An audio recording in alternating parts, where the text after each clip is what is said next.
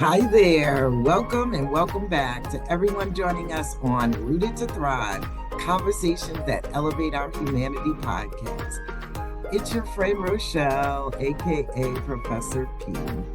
Now, today we have James C. Wilson Jr., who is a motivational speaker, leadership coach, and consultant, and the founder of Second Wind Leadership. I love that name, where he helps leaders rise when life knocks them down. Now, he adds from his personal journey and his master's in organizational leadership, he uses all of that to help leaders, teams, and organizations lead authentically across difference and create cultures of belonging. Now, James and I have met only recently as team members. We were brought in to be co facilitators of a team building event for another company, and we just instantly clicked. Yes. And we said we were going to be in each other's lives, and now we are in more ways than one. I am so excited to have James Wilson Jr. here today. How are you doing? Rochelle, I'm doing great. It is so good to be on screen with you again. Like you said, I feel like we've been fast friends. Every time I see your face, hear your voice, and then we were just talking right before we jumped on about these mutual connections we keep seeing. So it's really feeling divine that we're supposed to be connected. So I'm excited to Yes. be here. Thank you, thank you, thank you. Glad to have you. And so today we're talking about courageous leadership starts within. But Mhm. before we get into that, tell us a little bit about yourself. Yeah. So, as you mentioned, my name is James Wilson Jr. I am leadership consultant, coach, motivational speaker, and I'm also the associate director of a organization called Uptick Catalyst. So I help leaders and teams navigate transition without losing themselves. And so a part of my work is this intersection of identity, resilience, cultural competent leadership. And so I this work has really been meaningful to me because it comes out of a place of seeing it done well, but also out of a place of seeing it done wrong. And being a space where I'm a Philly boy. I grew up in Philadelphia, Pennsylvania, born and raised. And I was a kid who, at around 16 or 17, had my life turned upside down. I remember meeting my pastor at the time. I was a church boy. I came into my house and he said, "Hey, you need to come upstairs." And I'm looking at both sides of my sofa where my mom is on one side and my dad's on the other. And I find out for the first time that my parents were getting separated, which would later lead to a divorce because my dad had been abusing my sister. And it was something that was so wow. It transformed my whole life, Rochelle, because at the time I looked up to my dad. He was my hero. I'm named after him. I'm James Wilson Jr. He's James Wilson Sr. And this was a moment that shifted my entire life. It was a huge transition. And from that transition, I went through some really tough stuff, but it also shaped the work I do. I decided in that moment that I never wanted to be the one that my mom would look at in shame. I also never wanted to be the way that my sister looked at my dad. I wanted to be different. I wanted to be different than the men in my family, and I wanted to encourage others to do the same. So never forget. I'll say this story. I will never forget being in a space that was really dark and having a mentor say to me after we did a lot of music together, he says, "James, you can't change who your dad was. You can't change what your mom did or what your dad did or what happened to your sister, but you can change the direction that you decide to go in." And so that's been the catalyst for all that I've done is to really let people know that regardless of where you came from, regardless of the story, there's more to it, and you can lead well without losing yourself. Yes, you can lead well without losing yourself. I love that. And you are not the sum total of all of those experiences and the Correct. people that Correct. you were raised by. Correct. And we're raised by more people than we actually know. I mean, Correct. we Correct. could go on and on and on Correct. about Yeah. that. Yeah. Yeah. Well, I was curious. So I've been thinking about self-awareness Hmm. when I hear the title Courageous Leadership Starts Within. Yeah. And I'll start with this. Like, why is self-awareness the starting point for your cultural competence, um, and the leadership that you want to have in this world? Yeah, I think it's important because you can't effectively lead others without being aware of who you are. There is this sense that I can't lead courageously unless I'm self-aware. So, in other words, I can't create safe spaces for others if I'm not grounded in who I am. I think about my daughter. She just turned 13 back in August, and she's about 5'8", and she's tall, she's growing, and she's developing. She looks like a woman, and she is, she's mature in some areas. She's doing well in school and things like that. But I wouldn't put her behind the wheel of a car, right? Like the reality is there's just some things in her that are not developed yet. And so, although I trust her in so many areas, putting her behind the wheel of a car would not just be detrimental to her, it'd be detrimental to others. And I think that that's what happens often with leaders is that when we are not self-aware, when we're not aware of our limitations, when we're not aware of the things that need developed, when we're not aware of what's going on inside of us, we find ourselves behind the wheel of a car destroying other people's lives. And when we Mm, look back, all we see is the wake of the destruction we've caused. And so I think it's really, really important to, especially when you're making shifts or transitions. We love to grow things and build things and develop things, and those are great. But if I'm doing that from a dysfunctional place, or if I'm doing that from an underdeveloped place, I'm going to cause destruction. And so, same thing with my daughter. It's not that she's not capable, she's just underdeveloped. And mm, premature or underdeveloped leaders usually cause great deals of destruction. yeah, like that terminology, underdeveloped leaders can cause destruction. Hmm. Hmm. So let's go a little deeper about the Yeah. inner work, right? Like what are some of the internal habits or mindsets that keep leaders grounded? Yeah. Yeah. I think that there are three questions that we're asking all the time.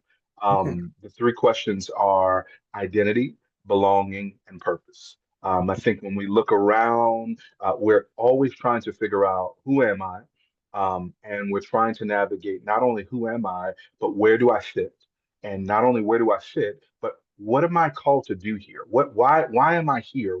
Who am I supposed to serve? And so I think that there's a mixture of those conversations that we have in our head that lead to this inner work. If I'm constantly trying to figure out who I am and I'm tying who I am to the work that I do, then that becomes a faulty system. It becomes a faulty building ground because I'm often finding, okay, when that work is changed, when that work is no longer there, when I'm no longer in that title or that position, now I've got this crisis of identity. And so we've got to ask the question first off, well, who am I?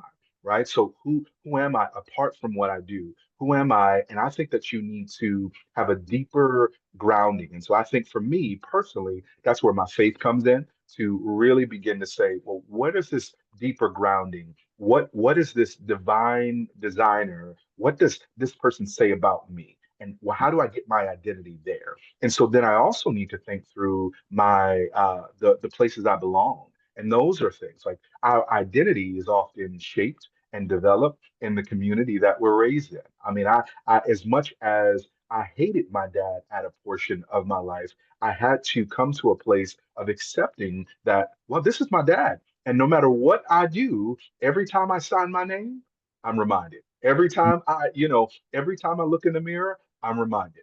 And so I need to now come to grips with that there are some people, you mentioned it earlier, that we are raised by villages and not even realizing that those villages are not just our parents, but they're our parents' parents. I love, there's a guy named Pete Scazzaro wrote a book called Emotionally Healthy Leadership. And what he talked about is that you may you may have, for those of us, for me, I'm a Christian, and it'll say something like you may have Jesus in your heart, but you've got granddaddy in your bones. And so Mm, there's this sense that you've got to understand that there's some deeper issues. And then purpose. It's really leaned into, okay, why am I here on this earth? And Rochelle, you and I may have mutual connections, but we have unique purposes. We have some things, there are some people and there's some things that you can do that I can't do. There are some things that I show up and do that you may not even be interested in. And so we have to now navigate those three questions. And so as we think about inner work, I think you've got to begin with, okay, who am I? Where do I fit? And what am I here to do? mm. Okay, excellent. Now, why don't you share with us a moment for you where when the inner work as a leader changed the way you showed up? Oof. Yeah. So I will. This is a tough story. Um, I've shared it numerous times, but I was crossing the Chesapeake Bay Bridge. I'm almost a year into this. The Chesapeake Bay Bridge, it was December 26, 2024. And the Chesapeake Bay Bridge is one of the longest bridges on the East Coast. It's a 20-mile bridge. And I'm going from Norfolk, Virginia to Philadelphia, PA to visit my family for Christmas. I still, even as I talk about it, I'm still like, I'm having to bring myself back to the present. But I remember being there, and my vision got blurried as we're on almost not even a mile in. My vision's getting blurried. I'm feeling my chest tighten. I'm wondering what's going on. And as I'm trying to drive across this bridge, I'm starting to see like, okay, I'm not breathing. Something's up. So I'm thinking it's the energy drink I had earlier. And so I asked my wife for some water. I'm thinking maybe, okay, let me eat a pretzel. Maybe that'll help. I turn on the music and I'm trying to sing my way out of it. And then I roll down the windows, which was a huge mistake because I've got three girls and my wife, and they're all black girls. And so they got black girl problems. So I'm rolling down the window and they're like, but Daddy, it's cold. My hair, what are you doing? And what I didn't realize, Rochelle, was at the time I pulled over because I didn't realize I was having a panic attack. Mm, This was the first time I'd experienced that, and it began to tell me that my body was saying some things that my mouth couldn't. mm, And I pulled over and I got out the car and I began to weep. I mean, I am weeping and wailing. Cars and trucks are flying by. The water is on the other side. My wife gets out the car and she hugs me and she says, "Babe, what's wrong?" And the only words I could get out was, "I can't even lead my family across the bridge."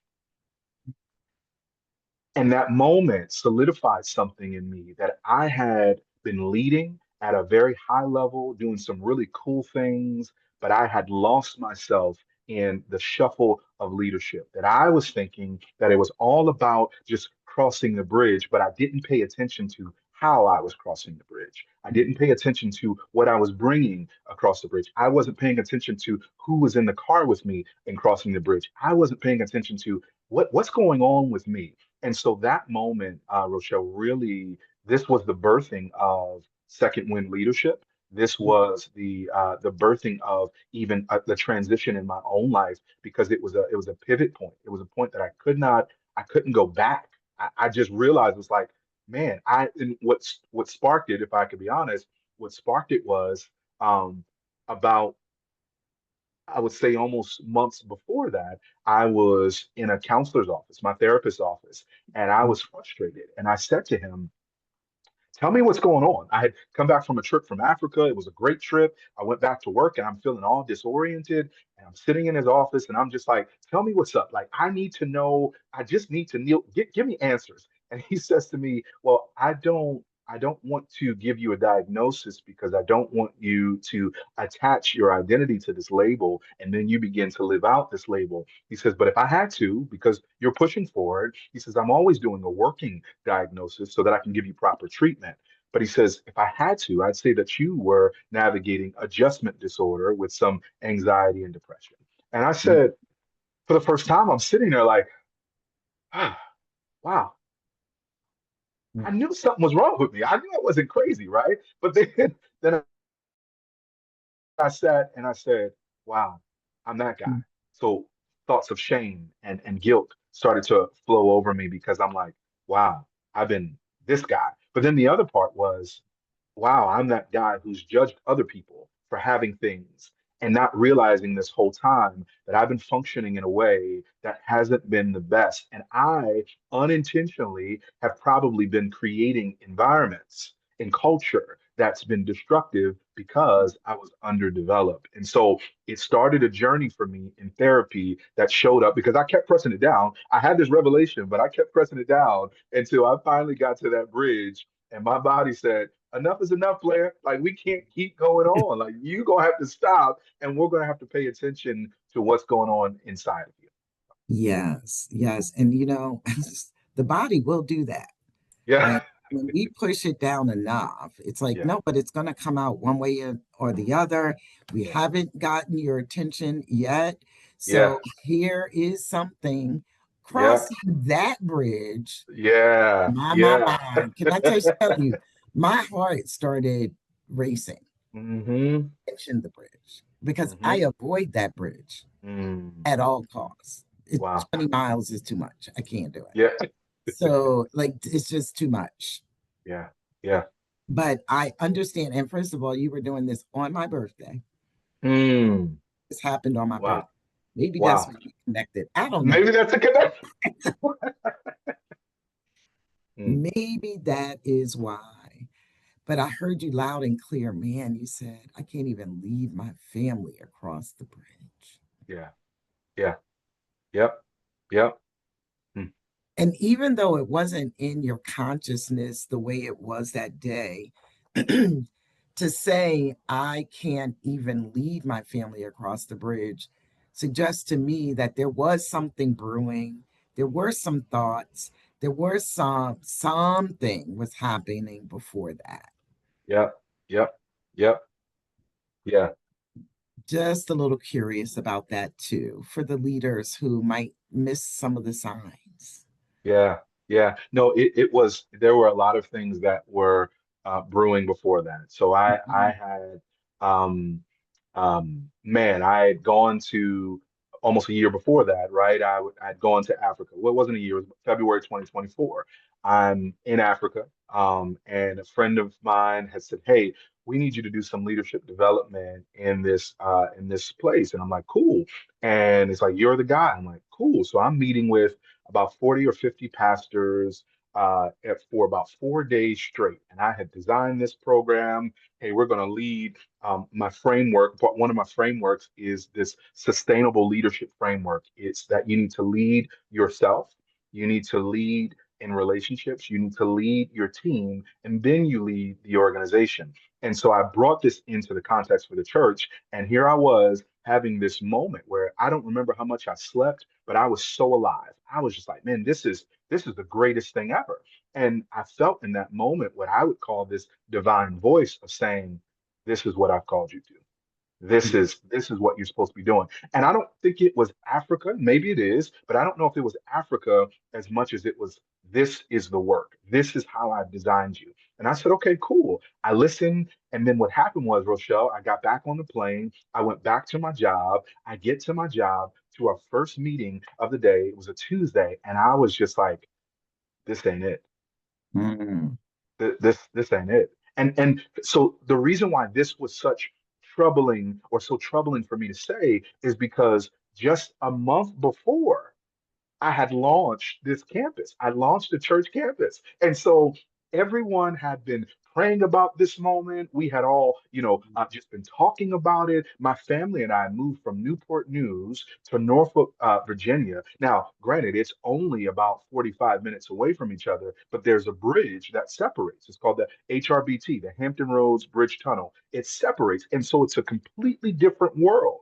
And so we left our home in Newport News to Norfolk, Virginia, and we're renting this place. So we leave a home that we own to a place that we rent. And now we are diving into this campus that everybody's excited about. They've thrown hundreds of thousands of dollars in it. I'm the leader, and I'm stepping in, coming back home thinking, this ain't it. Right. And so I walked through some of it and I kind of bypassed it because I'm thinking I want to be faithful to this. On top of that, my leader at the time was someone I really respected, he was like a spiritual father to me, and we were really just trying to navigate. And my heart posture was, I don't want to disappoint him. He's invested so much. This church has given so much. I don't want to disappoint them. I don't want to disappoint. And I kept going through this language, this narrative. I don't want to disappoint. I don't want to hurt. But this ain't it, right? And so Right. I'm feeling that, and then I pressed it down, and I pressed it down until December 26th, where it was like, yeah, this ain't it, right? And so there was that sign of there was a sense of what I was doing didn't feel aligned, right? There was some of the sign for me was the work that used to be really easy had now become hard. And the Mhm. work that used to be hard that I could make easy now felt impossible. I just felt like there was a sense that I no longer felt the same burden or the same desire to actually pursue that particular lane. And I think as leaders, we have to pay attention to some of those signs. And it feels, at some level, it feels irresponsible, right? Because you're thinking, well, personally, I've got a family to feed. How could I even begin to think about doing something different? Mhm. I've got my wife who's a stay-at-home mom and she's working part-time, leading these women across the world, but she's depending on me.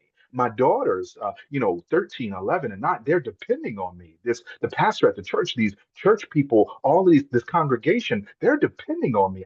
I've been so influential in the leadership there. I'm preaching and I'm doing this and I'm adding, they're depending on me. And the truth was, everyone was depending on me, or at least I thought they were. Everyone was depending on me, but I had never spent time to say, what do I want though? Yes. What do I want? Because Rochelle, it feels specifically when you are in a leadership role, when you are in, I would call the mission-driven spaces or the purpose-driven spaces, you are doing phenomenal work. You are doing meaningful work. Someone even say, "Man, you are doing soul-saving work. You're doing eternal work." Yeah, that's all great. And so, because I felt this pressure of doing this eternal soul-saving work, how could I even say I don't want to do this anymore? Oh, wow. How could Yes. I even formulate, man, this ain't it? Because Mhm. I felt like not only was I disappointing people, now we've taken it a little deeper. I've also disappointed my God. Right. How can I do that? And so I'm having this crisis, not of faith, but a crisis of identity. And so I think Mhm. you just kind of pulling it out of me. I think that as I've been journeying through this, there were signs, there were these small voices that I felt this sense of, I don't know if this is the best way. When we were moving our family to Norfolk, my wife, that was the hardest move we had ever made. And we've moved a few times, moved maybe 8 or 9 times. And that was the hardest move. And that was a sign. That should have been a sign. It was too burdensome. Another sign was, man, I know that I'm an effective communicator and I was preaching, but all of a sudden now my role shifted where now I'm preaching less. That was a sign. Not that something, the relational dynamics that I had with this mentor, something shifted. That was a sign. And I couldn't put my finger on what was happening, but I knew that there was tension. And one of the things that I'm learning in this season is you've got to pay attention to the tension, even if it feels stupid, even if it feels silly, even if it feels irresponsible, you have to have some safe places where you can actually pay attention to the tension. I had no, I'll say this, I felt like I didn't have any safe places because I was Mhm. always in the space of leadership. And so people, regardless of whether we like it or not, people were depending on me. There was a sense that I couldn't just show up and say, "Hey, this ain't working, y'all. I'm struggling, y'all." And I tried my best to lead through it. But here's another moment. I was preaching, doing something I truly love. And while on stage, I'll never forget this. While on stage, I was preaching a message and I forgot what it was about. It was actually about identity. And I'm preaching a message, and while on stage, I have another anxiety attack, right Oh, on stage. And I'm thinking to myself, there are hundreds, there were actually thousands of people, because thousands of people are going to watch it. There were hundreds of people in right. the audience, and I'm like, oh, I'm losing my mind right now. But it was a sign. It was something that I can't Wow. shake this. I wasn't sleeping. That was another sign. Hmm. My wife shows up and she would say, "Hey, why are you up at 3 o'clock in the morning again?" I don't know. I thought it was just, well, I got it. And I felt this sense of anxiety that was bubbling. So that was a long answer to it. But I think that there have been so many signs throughout the journey. And I've done such a job of pushing them down and pushing my own desires down and avoiding it and ignoring it. And there have been signs. Wow. Wow. Wow. Wow. So yeah, I would, I guess, call that, for lack of a better term, in some ways, the comfort-based leadership, Mm, right? So because you were successful by the naked eye, right? Like just doing yep. all the Yep. things. And I like how you analyze your what you were doing. I'm hesitating to say that it was your calling, because your calling was larger Yeah. Yeah. than Yeah. how you were living it out. In some ways, you were living it out, right? You were living Yep. out a certain way during a certain season. Right. It was Right. time to shift, Yeah. Yeah. and you needed to get ready. Yeah. Yeah. Yeah. I think you're go ahead. You're onto something. Okay, go ahead. You can say what you wanted to say. Yeah, no, I think it's you're right. There was time to shift and I needed to understand that the shift was okay. Right? Like that was the piece that I was struggling with. That the shift is okay. So yeah, I was going to ask you, what does it look like to move from that comfort-based leadership to courage-based? Yeah, yeah. So I that's such a great question. I think one of the things that I teach when I'm going out, there's a framework that I call it's the four rooms of leadership, right? And so this actually moves us from, like you said, this comfort-based leadership to courage-based leadership. And there are rooms. So four rooms that leaders have to walk through. The first room is that I need to breathe.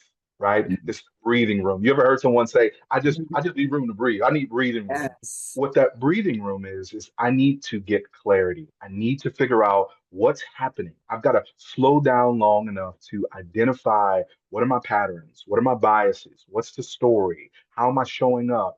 That's my breathing room. As I get through my breathing room, I need to now move to the building room. And that room feels more like a workshop because it's a space where you're tinkering. It's a space where you're actually building some skills. It's the space that says, you know what? I need to learn a little bit more. For me, at some point, it was going back to get my master's. At other spaces, it's saying, man, I want to dig more into coaching. When I'm in a culturally competent or trying to navigate those spaces, I need to think through how am I doing with my curiosity? How am I doing with my conflict navigation? How am I doing with this stuff? I need to build skills.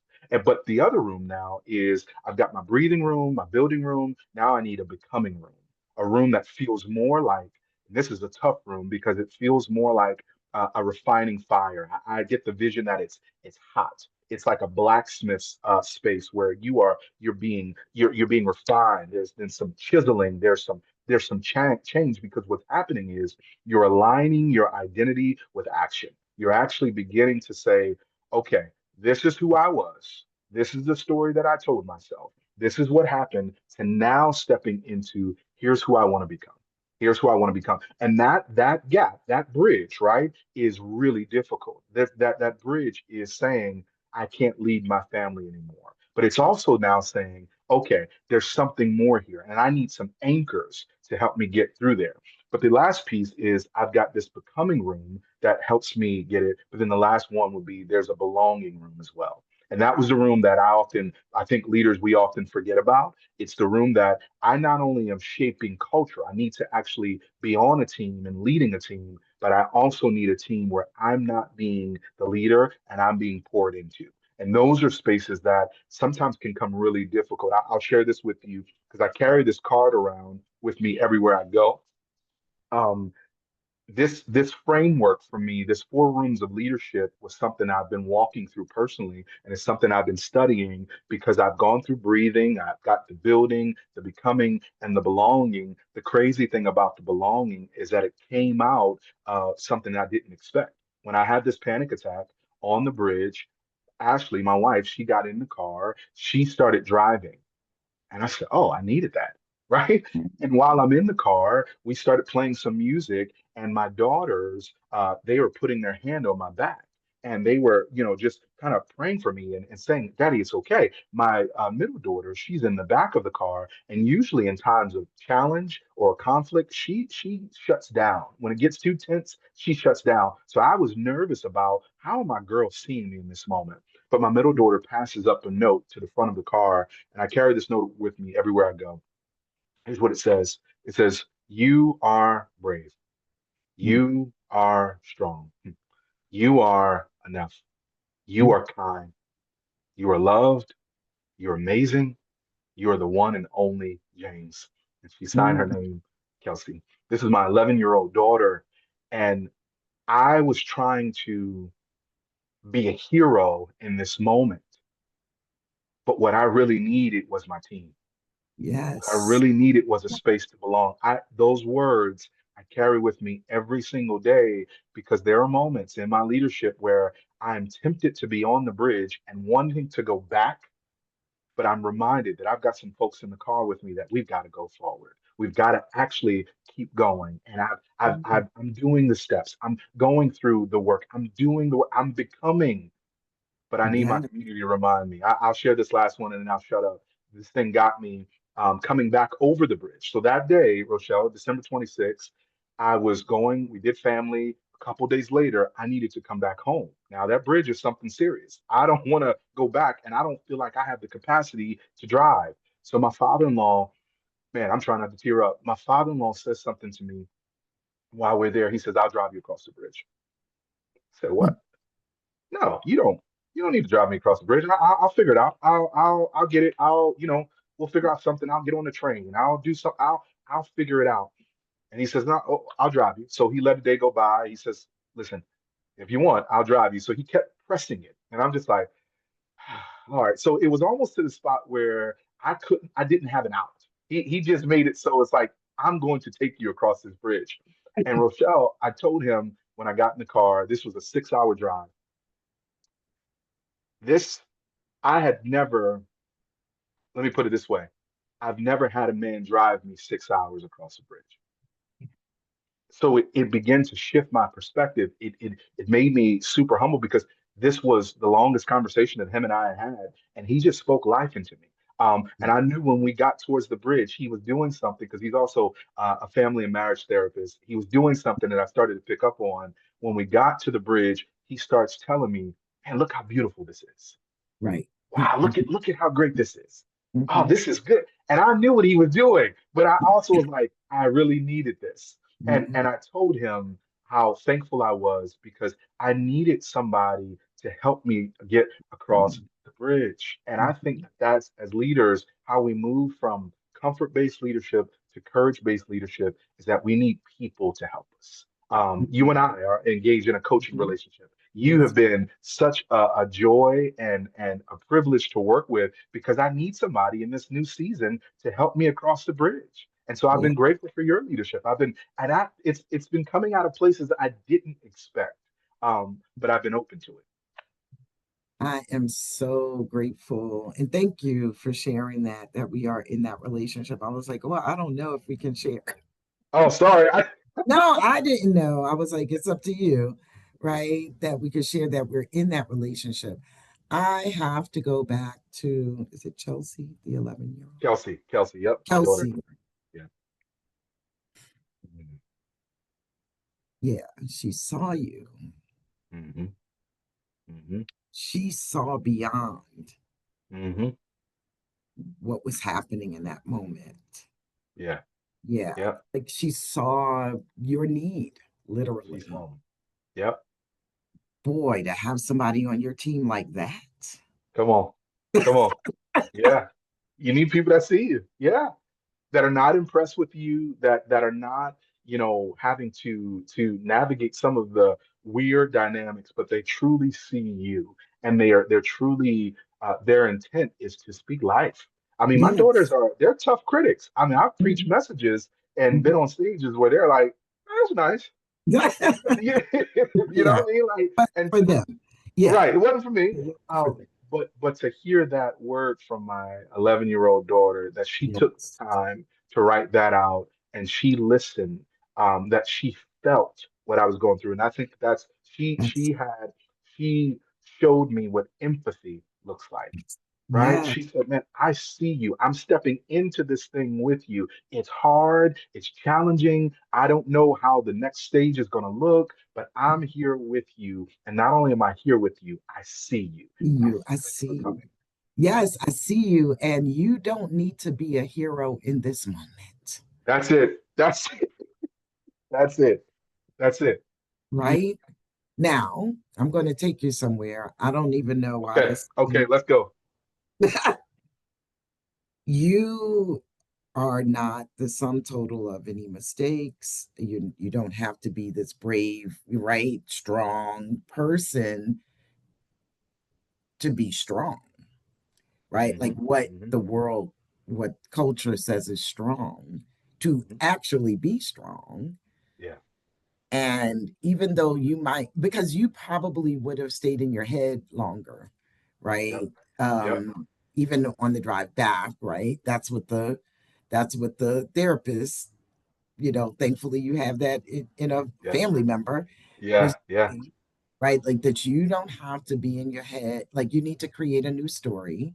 Hmm. And this young person was tapping into maybe something that would have left you feeling like, oh my God, worried Yeah. about how your young children Yeah. and girls in particular saw their father, Hmm. how your wife saw her husband. Yeah. Because, Yeah. I do understand that you've learned some traditional roles Yeah. Yeah. as a male in the Yeah. unit. For sure. And that little one said, don't go there. Yeah. Yeah. Mm. Don't go there. And this is what you've poured into me. So I need to give it back to you right now. Right now. Mm. Right Mm. now. Hmm. Yes. I mean, I Hmm. just, okay. And there is one more thing. This is the part Yeah. I really didn't know was going to come. Hmm. But your dad is not the sum total Hmm. Hmm. of what he's done. Yep. Yep. Yep. Yeah. And so many people that you help, right, through second wind, getting their second wind. That's I don't it. know, that just breathes forgiveness in That's it. word to That's me. it. That's it. Yeah. Mm. Yeah, I had Yeah. to Yeah. take a deep breath. I'm sorry. No, no, no. That's so good. I think you are hitting on the tapestry of what I think is the thread of my life's work, of my life's calling. It is, I've wow, the way you put I've never sat and thought with that. Just the idea that that's been the journey that I've been on for decades. Um, and the decades of forgiveness, of Mhm. hmm, a part of my role has been doing the exact same thing that Kelsey did for me, for others. It's Mhm. reminding them that you are not your worst moment. Mhm. You are not the decision that you made. You are not what they said about you. You're not what you did. I had one of the most powerful moments thinking of that. Um, it was a couple years ago. I sat down with my dad um, for one of the first times. It was a Father's Day, actually before this bridge. This was December 2023, I think, or June 2023. So much has happened, and so I remember this because my life has had these patterns. Seven is when I was going to church and I decided to make this decision to say I want to go a little bit deeper. 17 was a moment in my life where I had this painful realization that life was fragile. And from that painful realization, I also decided to dig a little bit deeper. And this is when I gave what I'd say I gave my life to Jesus. That was a moment, a decision for me. 27, because my dad went to prison when I was 17. 27 is when he came out of prison, and that was a shifting for me. I was now a father in my own right. I was now navigating life as a married man. I was now changing, and we had a conversation that was really challenging for both of us. And I said, "Hey, this is how it's going to look. Here's how it's not going to look." And it our relationship was estranged. It was challenged. So Mhm. 37 is when I'm in this seat where I'm sitting across from him.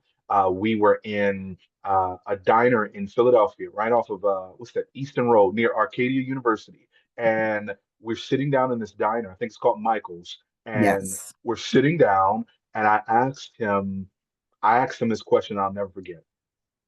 I said, I can't shake the fact that when I wake up in the morning, I see your face.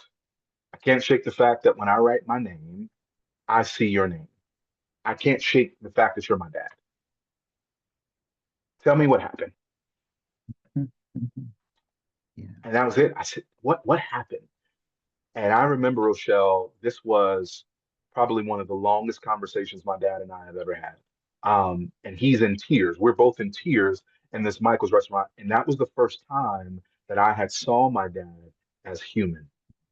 That was the Mhm. first time that I said, oh, so he's not the villain in the story, nor is he the hero. Right.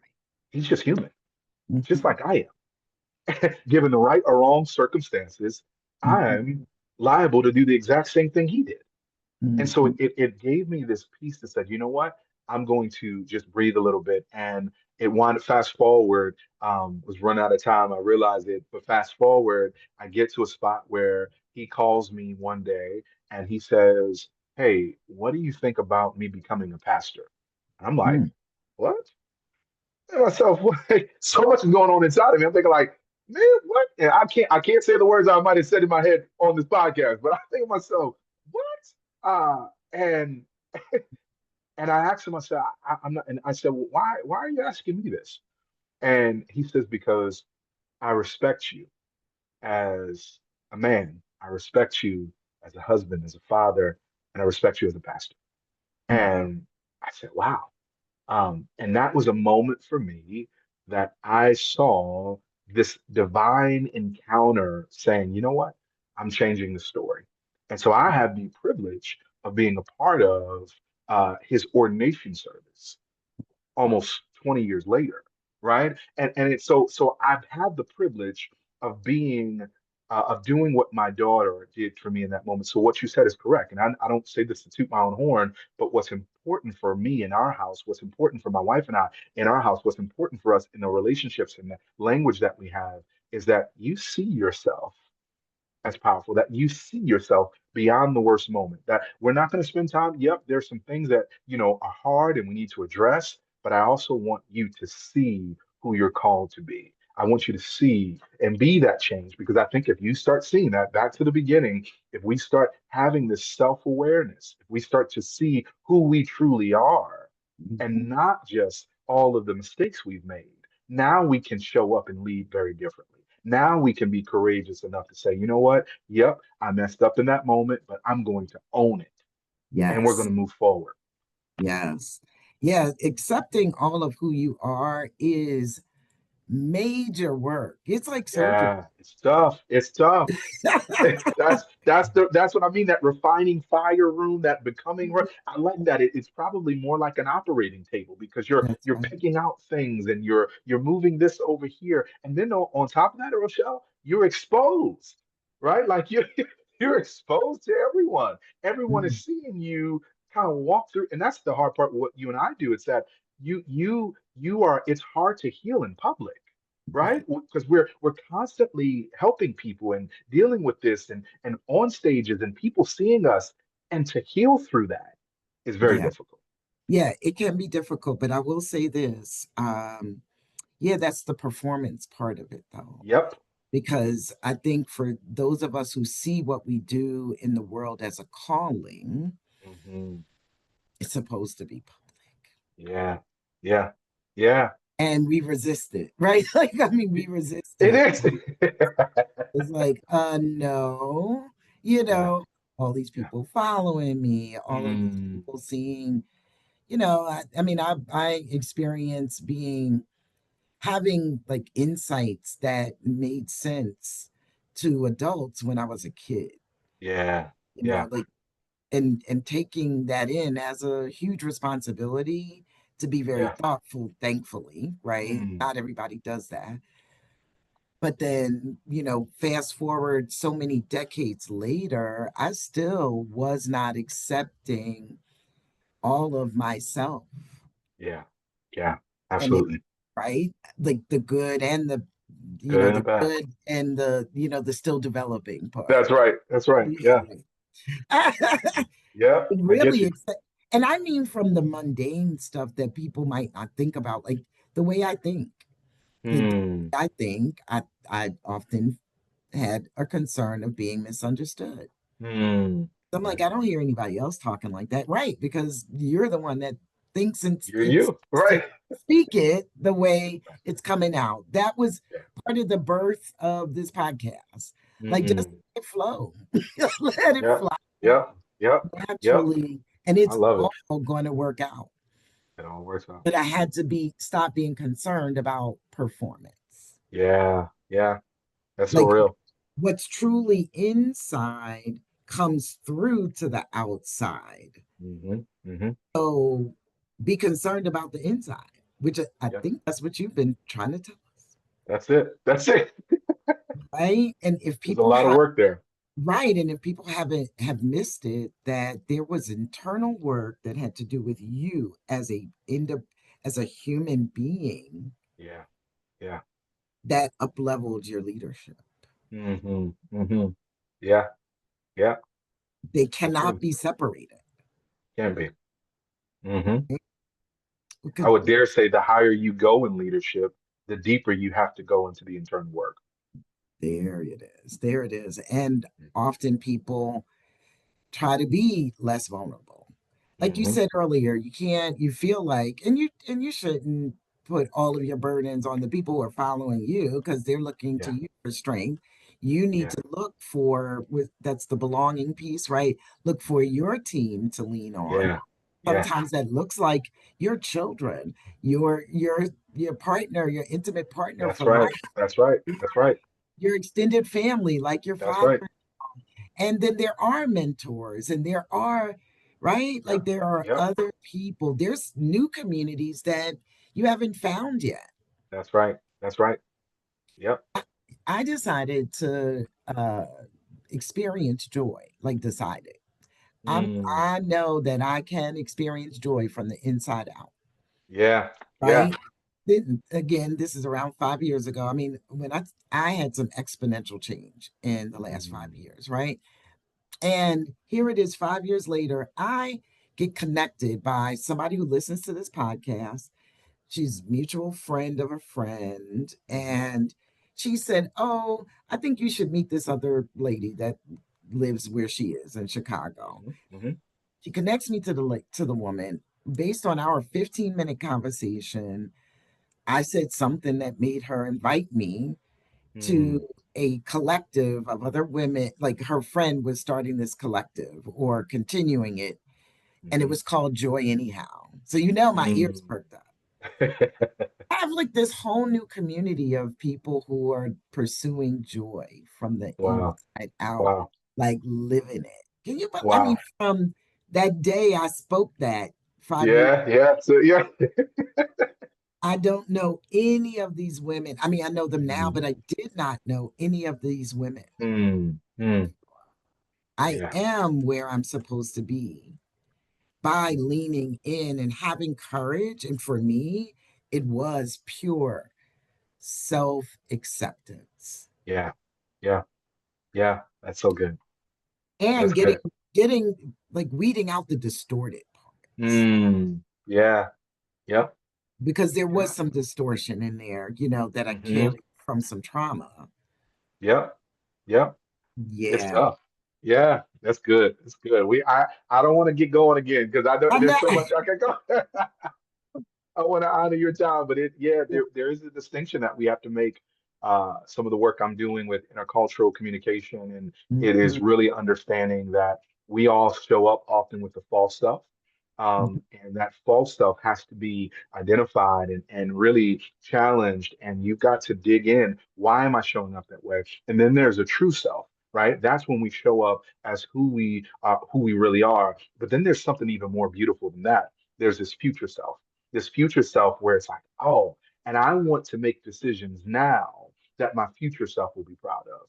I want to make mhm. decisions now that my future self will say, "Yeah, you got it." Because so often we live in this realm, right, where I'm now Rochelle, and the work that you and I are doing together, you don't understand, but what you've been helping me do is you've been helping me heal things from my 17-year-old self. You've been helping me see vision or things that I hadn't seen before. And so I almost want to speak to you, and the work that you're doing is that you are a dream awakener. You are a deep dream awakener, but a soul healer. You've been doing some work that allows people to really take off the scales and take off some of the blinders and become who they and to lean into that. Like I'm sitting here because you've been investing in me and I've been saying, I'm just going to lean into who I am. This Yeah. and all, my story and all. Like this is all a part because I'm living in my true self because I'm looking forward to my future self as well. Yes. Oh, well, again, thank you. I can't, you are such an encourager. That has to be one of your spiritual gifts. Like, thank you for saying that, but I'm going to say you had to do the work, right? Hmm. Hmm. And you're also speaking to the fact that leadership looks so different in different ways. Like, we're leading, Absolutely. I'm leading in a coaching space, although, I mean, I have people who can facilitate and coach for me, but they're not doing that in mass right now. Yeah. Yeah. They're coaching in other spaces, facilitating Yes. in other spaces, but the work that I've done for me, the awakening Hmm. that I had for Hmm. myself, Hmm. lends to someone else's awakening. Yeah. Yeah. That's good. That's leadership. That's good. That's it. Yeah. That's it.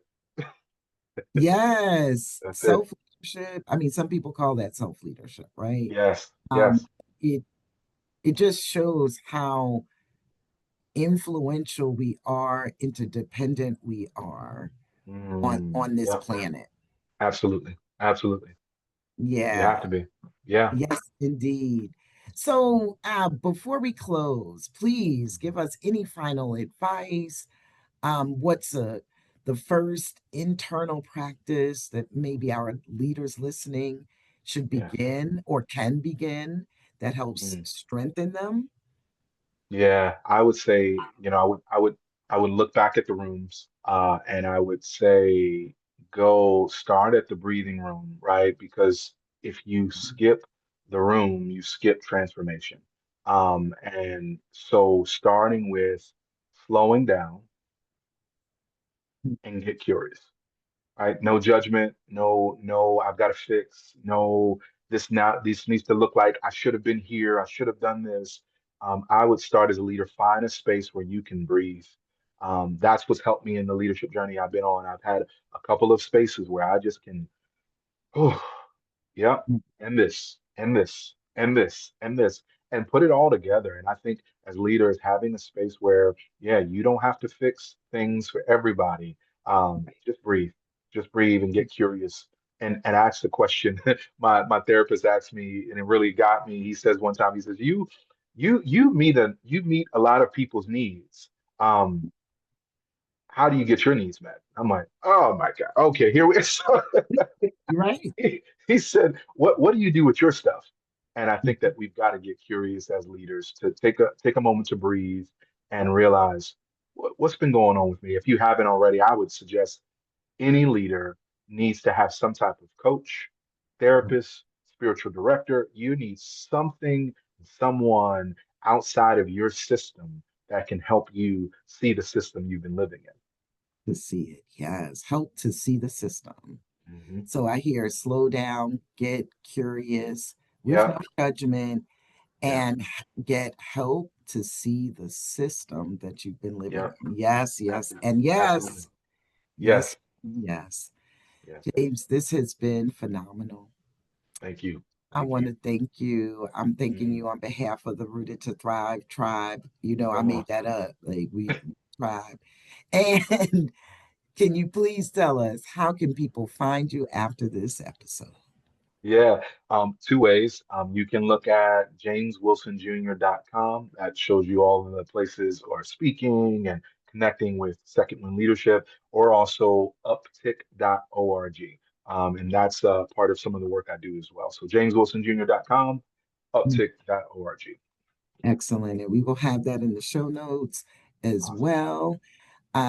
Folks, what we explored today is a truth. Many leaders sense but rarely name, right? We don't have to abandon ourselves to lead well and with courage, with equity, with cultural competence. We literally have to stop abandoning ourselves to do that, to lead well.